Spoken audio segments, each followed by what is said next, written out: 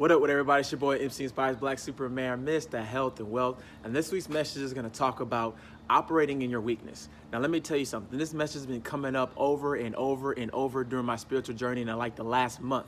And it's crazy because I just came from a conference with Eric Thomas, and guess what he talked about one morning? Operating in your weakness. Paul's thorn from 2 Corinthians chapter 12, verses 7 through 10.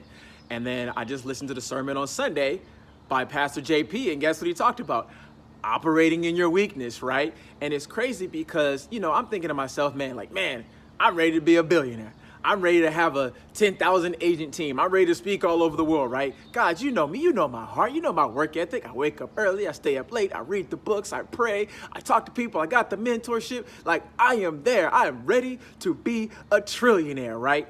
But I keep hearing God say, but you got to give me your weaknesses because I need to learn to change some things. I need you to really self-assess. That's what CJ always talks about, is self-assessing and really digging in and give me your weakness, because where you are weak, that's where I can really be strong and really have you go to the next level. So I'm going to read the chapter for you, 2 Corinthians chapter 12, verses 7 through 10, and I'm going to tell you why this is important in operating your weakness. Then I'm going to give you an example that I know that I've identified.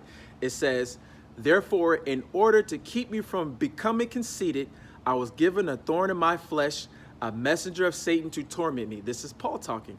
Chapter 8 says, 3 times I pleaded with the Lord to take it away from me. I'm pretty sure we've been there. Lord knows I have. But he said to me, and this is in red, this is Christ talking, my grace is sufficient for you, for my power is made perfect in your weakness. That is the Spirit of God addressing this. And it goes back to Paul. Paul says, therefore I will boast all the more gladly about my weaknesses, so that Christ's power may rest on me. Chapter 10, that is why for Christ's sake I delight in my weaknesses, in insults, and hardships, and persecutions, and difficulties. Here's the kicker. For when I am weak, then I am strong. And if you guys know me personally, I've told a couple of you guys my personal journey the last couple months. Have I had hardships? Yes. Have there been insults? Yes. Has there been hard times? Persecutions? Yes. And I'm like, God, I'm Black Superman. I'm supposed to be strong.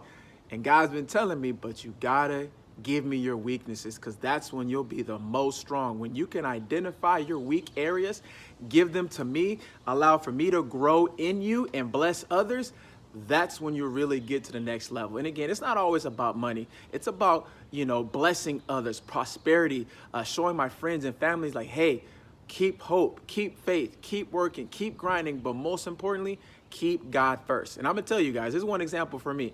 One of my weak points is my patience, right? Something I've been working on for many years, and I've gotten way better. If you know me, some of my line brothers and some people know me back when I was a young whippersnapper, I've had to work on my patience a lot. Because I'm the type of person, if you've taken the DISC assessment with Eric Thomas, I'm a high D, high I. That means I'm big on relationships, fun, going out, hanging out with friends, spending time with each other face to face.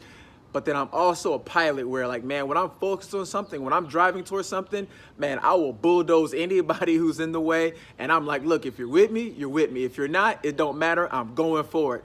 So I'm the type of person where I'm fighting to, just go be a leader, be a guerrilla, but also build relationships. And when it comes to the relationships part, man, I'm really working on my patience. I'm working on just really being understanding of everybody's individual situation, right? Because when I'm focused, I'm ready. I got my problems. I got my issues. I got kids. I got things that I'm worried about, but I'm pressing forward. But then on the flip side, man, I do want to bring people together and bring close to me and build stronger relationships. So I have to be more understanding of people's situation. I got to understand that people are going to make excuses. People are going to be lazy. I'm going to want their success more than they want their success sometimes. But I got to learn to be patient. I got to learn to meet people where they're at. I got to show that true agape love where I meet them where they're at. I show that I'm there for them and really give them a sense of security. And I'm just telling you, I'm being completely transparent. Sometimes I got my own problems, my own issues I got going on.